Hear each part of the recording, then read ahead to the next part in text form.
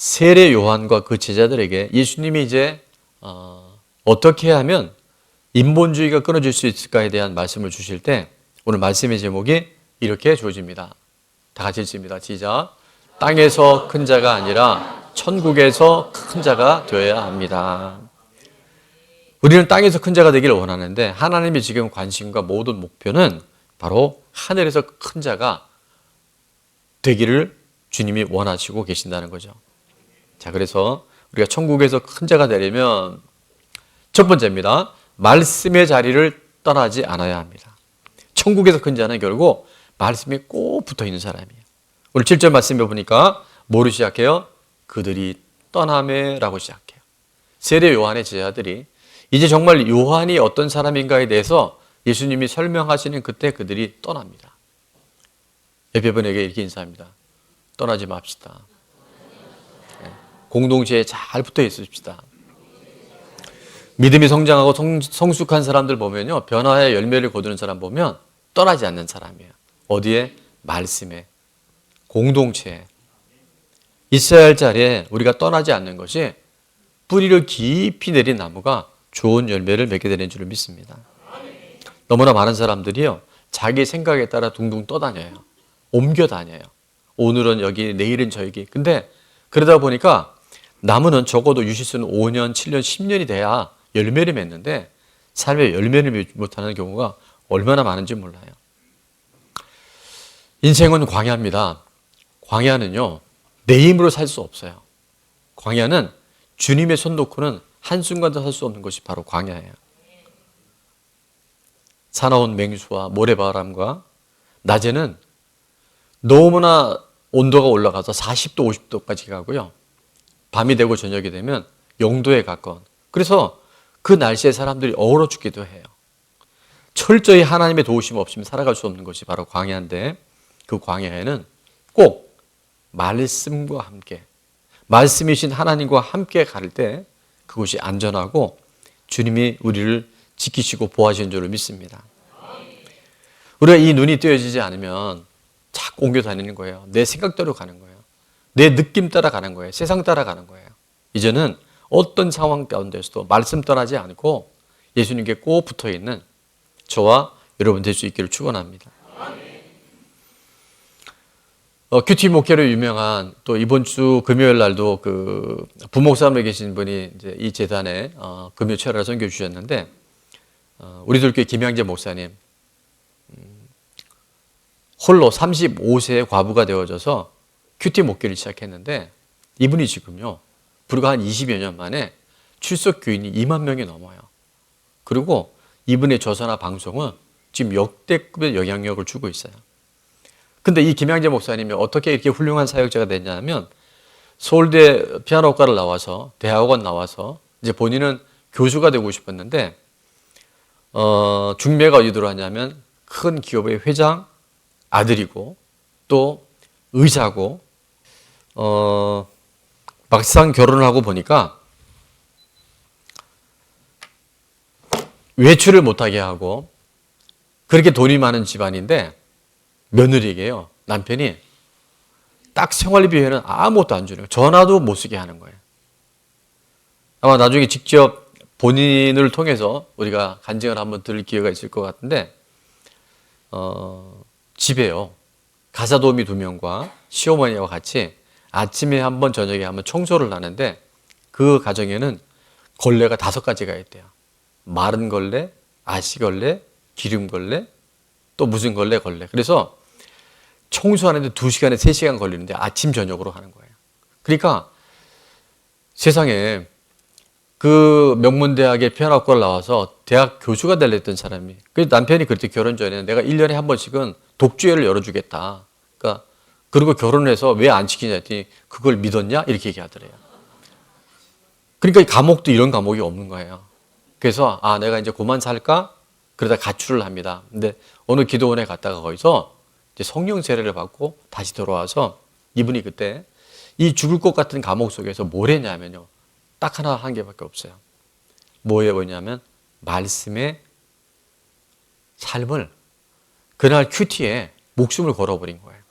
3시간, 4시간, 5시간 그 말씀을 묵상하고 기도하는 중에 이분 안에 이 큐티해 주신 하나님의 영성이 그냥 삶에 그대로 드러난 거예요.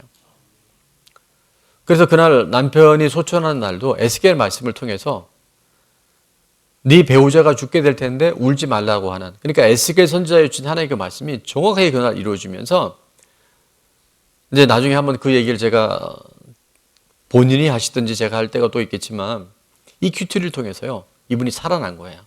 그리고 정말 이제 더 이상 살지 않겠다, 뭐 이혼하려는 가정, 자살하려는 가정, 삶을 모든 것을 포기한 사람들이 살아난 역사가 그 극단적인 상황 가운데 말씀에 붙들려 있고 말씀에 산 한 여인을 통해서 지금 살아내고 살리는 역사들로 이어지게 되는 줄을 믿습니다.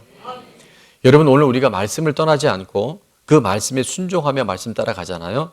그러면 그 자체에 하나님의 능력이 임하고 나 한 사람이 살아나는 것뿐만이 아니라 또 다른 사람을 살리고 섬길 수 있는 하늘의 상급의 주인공으로 우리를 빚어가실 줄로 믿습니다. 우리가 그래서 떠나지 않아야 돼요. 말씀의 자리 떠나지 않아야 되고 예배의 자리 떠나지 않아야 돼요. 오늘 김태양 청년의 간증을 보면 여러분, 내 안에 내가 이렇게 열심히 했는데 하나님 왜 내가 다 떨어져야 되나요? 낙심, 원망이 올 수 있는 그때 예배의 자리, 공동체의 자리에 나오니까 하나님이 그 말씀을 들려주잖아요. 세례 요한도 그럴 수 있고 우리는 늘 실족할 수 있어요. 그래서 보상 심리를 극복하고 하나님이 부르신 사명의 자리로 나가잖아요. 그리고 그 사람은 살아나요. 살아난 그 사람을 통해서 또 다른 사람을 살려낼 수 있어요. 이게 하나님의 역사인 줄로 믿습니다. 자, 적용 질문입니다. 같이 한번 읽을게요. 시작. 말씀의 자리로 돌아와야 할 것은 무엇인가요? 그래서 우리는 주일 성수가 이렇게 중요한 거고요. 수요, 금요, 기상곡이 공예배가 금요일날 이덕주 목사님이 깜짝 놀란 것은 수천 명 모이는 교회도요 저녁 금요 철야에 이렇게 많이 모이지 않는데요. 그러니까 이 말씀이 들리는 자리에, 말씀이 있는 자리에 오잖아요. 그럼 우리가 살아나요. 하나님의 역사가 일어납니다. 그리고 소그룹에 참여하되 적극적으로 소그룹에 참여하는 것. 그 다음에 우리 교회 선물 주신 꾸준한 5종 세트. 이 영적 근력을 통해서 우리는 우리 삶의 땅에서 큰 자가 아니라 하늘의 큰 자로 준비되어져야 할 줄로 믿습니다. 자, 마지막 한 가지, 천국에서 큰 자가 되려면 같이 있습니다. 시작. 간절함으로 침노해야 합니다. 자, 침노해야 됩니다. 12절 말씀 다 같이 있습니다. 시작. 세례 요한의 때부터 지금까지 천국은 침노를 당하나니 침노하는 자는 빼앗느니라. 아멘. 자, 이 침노란 단어를 우리가 자주 쓰지는 않는데 원어에 보면 헬라어로 비아조라는 단어를 씁니다. 이 비아조는 한번 같이 읽을게요. 시작. 압도하다, 자격 없는 자가 강제로 밀고 들어가다. 그 천국은요 수동태가 아닌 거예요. 우리가 적극적으로 밀고 들어가야 돼요. 그 약속을 따라서 우리가 압도하며 나갈 때 하늘의 문은 열어질 줄 믿습니다. 예수님 당시에 바리새인들이나 사두개인들이나 율법학자들은요 스스로가 나는 자격이 있다라고 얘기를 해요. 나는 충분히 이 정도면 이것을 가질 수 있고 누릴 수 있다라고 그런 착각 속에 있었어요. 자기 죄를 보지 못했어요. 자기 의를 드러냈어요. 그러니까 그들은 예수님이 그렇게 필요하지 않았어요. 그래서 그들에게 하늘나라에 대한 소망이나 갈급함이 그들에게 없었다는 거예요. 결국 세상을 따라가고 명예를 따라가고 돈을 따라가고 세상의 쾌락을 따라갔던 거예요.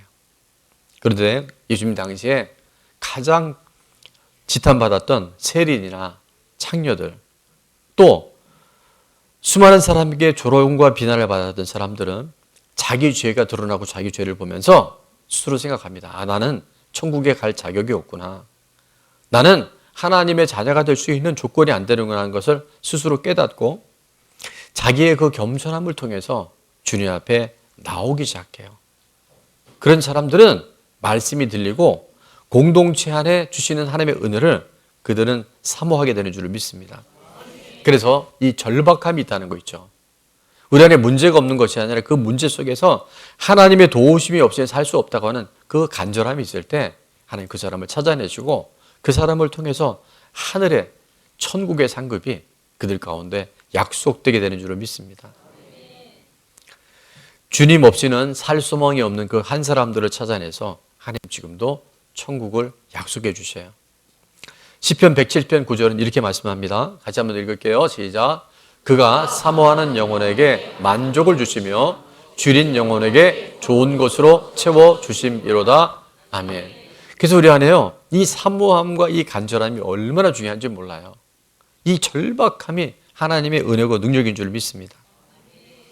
요즘 우리가 큐티할 때 사무엘을 묵상하는데, 사무엘상을 묵상하는데, 하나님이 왜 다윗의 생애에 사울 왕과 같은 사람을 만나게 하셨을까요? 왜 그런 사람 만나게 하셨을까요? 네, 다 아시는데 조심스럽죠. 하나님이 다윗의 생애에 사울 왕을 만나게 하신 것은, 한번 따라해 볼까요? 다윗 안에 있는 사울을 빼내시려고. 다윗 안에요, 살과 같은 요소가 너무 많은 거예요. 명욕이 있고요, 음란하고요. 블레셋 땅에 들어갔다가 살만하니까 노략질하고 거짓말하고 지금 본문이 계속 나오잖아요. 여러분, 그 사울이 있기 때문에 다윗은 사울적 요소를 지금 하나님께서 점점 제거하고 계신 거예요. 그 사울이 얼마나 다윗에게 중요한지 몰라요. 근데 우리는 사울만 없었으면 좋겠어. 내 인생에 사울과 같은 사람만 없어지면 나는 정말 잘 될 것 같아. 근데 그게 바로 착각이라는 거예요. 자, 그래서 제가 뭐라고 적어봤냐면, 한번 같이 읽을까요? 시작. 사울이 다윗 쫓기를 그치자 다윗은 세상을 쫓았더라. 여러분, 이게 무슨 말인지 아시겠어요? 사울이 더 이상 블레셋 땅으로 들어가서 이제 다윗을 죽일 수 없는 상황이 되니까 포기하고 고국으로 돌아가 버렸어요. 그러니까 이제 사울이 안 쫓아와. 그 다윗이 어떻게 돼요? 세상을 쫓아가는 거예요. 자기 욕망을 따라가는 거예요.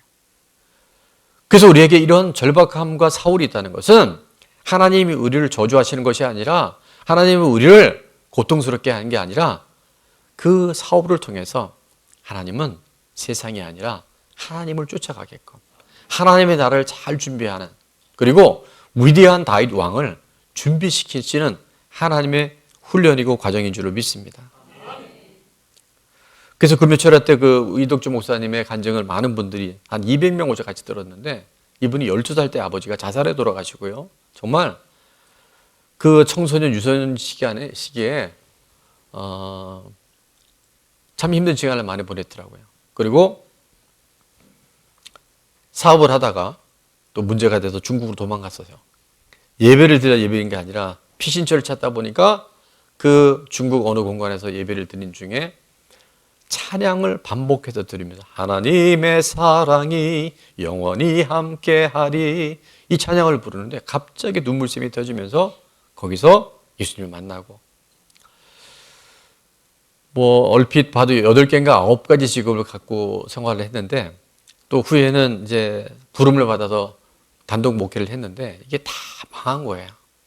그래서 정말 가정도 너무 많이 피폐해지고, 3남매 아이들도 정말 아버지를 깡패 새끼라고 욕하면서 그런 정말 막장 드라마 같은 그 인생을 살아가는 중에 이분이 말씀을 만나고 또 큐티하는 공동체를 접하면서 지금 교회에도 많이 섬기지만 그 교도소 사역을 하는데, 지금은 이분 안에 크고 작은 상처들, 쓴뿌리들이 오히려 자기 안에 없었으면 하는 일들이 아니라 하나님의 나라, 하나님이 내 삶 가운데 개입하시고 역사하시는 강력한 기회가 됐다라고 늘 고백하시더라고요. 제가 10년 전에 2014년도에 몸이 피곤한데, 그냥 피곤한 게 아니라 잠을 자도 피곤하고 일어나도 피곤하고 머리도 자꾸 피곤한 거예요. 그래서 종합검사를 받아보니까 갑상선에 초음파를 했는데 좀 이상이 있다 그래서 조직검사를 해야 된다고 했어요. 조직검사를 하고 나니까 이제 갑상선 암이라고는 판정을 받습니다. 아시는 분들이 있겠지만 또 갑상선 때문에 어려운 분들이 있을 텐데, 갑상선은 착한 암이라 그래서 그렇게 수술을 꼭 해야 되는 것도 아니고 또 잘 극복하는 분들 많은데, 담당 선생님이 뭐라고 얘기했냐면 빨리 수술해야 됩니다. 그래서 이유는요 그랬더니 악성 종양인데 3기에서 4기를 넘어가고 있고 크기가 한 5cm 정도 자랐대요. 근데 이걸 빨리 수술을 안 하면 갑상선이 문제가 아니라 다른 기관에 이게 암이 전이되어서 위험할 수 있다 그래서 한 일주일 만에 수술을 했습니다. 저는 그래서 갑상선암은 무슨 암이 착한 암이라 그래서 그냥 수술하면 빠른 회복이 있을 줄 알았는데 정말 2년 3년을 너무 많이 고생을 했어요. 이 갑상선은 우리 이 감정을 조절하는 호르몬을 조정하는 차로 말하면 카브레타의 그 역할을 하는 그런 기관인데 갑상선이 없다 보니까 이게 조울이 되게 심해요. 감정의 기복이 심하고 피곤이나 이런 것들이 막 이렇게 생활하다가 갑자기 무슨 그 스위치에 불꽃이 뚝 꺼져 버리는 그런 증상이 있어요. 그럼에도 하나님께서 또 이렇게 은혜를 주셔서 그 5년 후에는 2019년에는 암 완치 판정도 받고 또 그 과정에 건축도 하고 정말 하나님께서 특별한 은혜로 지금까지 왔는데 중간중간에 제가 건강이 그렇게 썩 컨디션이 좋지 않아서 이제 진단을 받아보니까 이쪽에 피로증후군의 그 독보적인 그 박사 한 분이 계시는데 그분을 만났더니 저한테 제 병명에 대한 얘기를 해주더라고요. 그게 뭐냐면 자율신경 실조증이라는 거예요.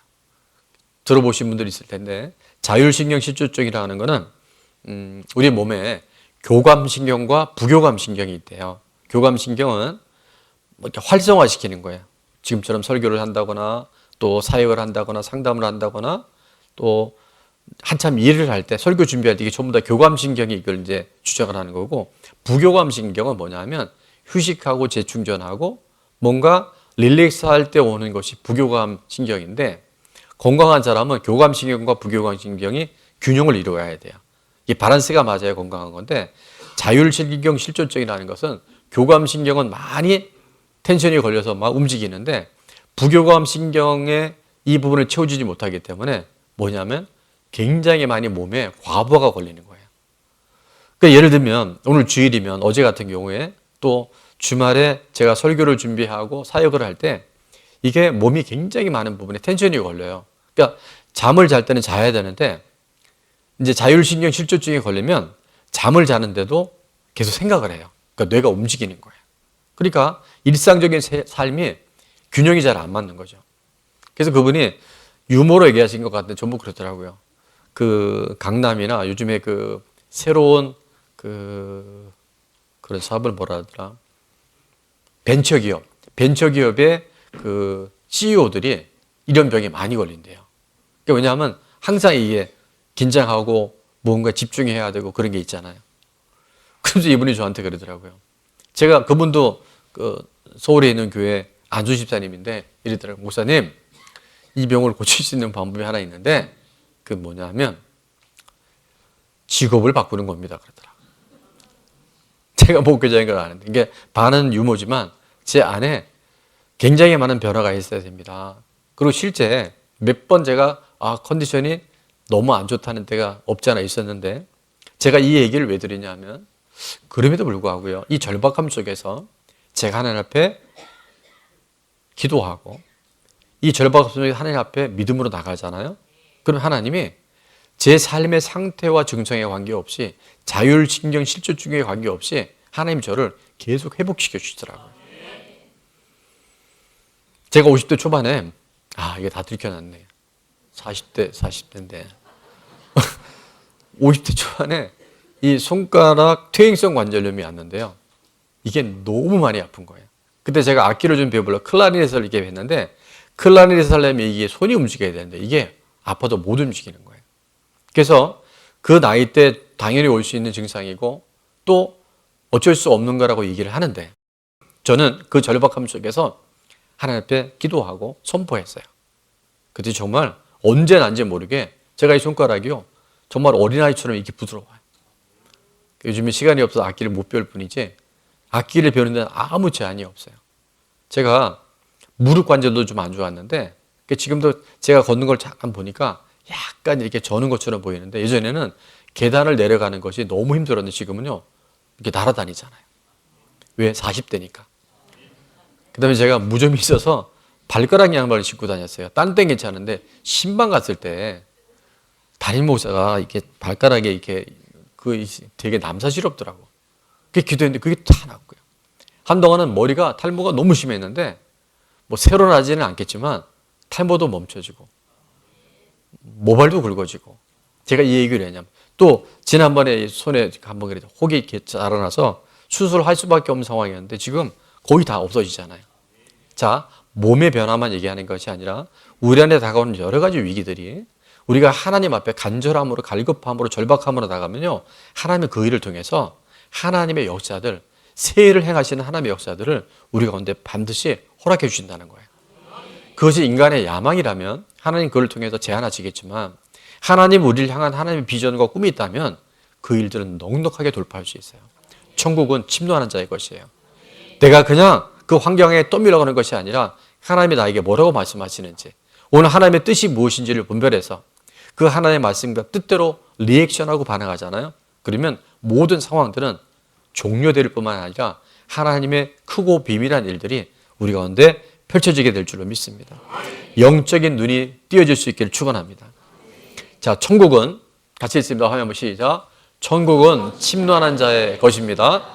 자격 없는 자가 천국의 주인공이 될 수 있습니다.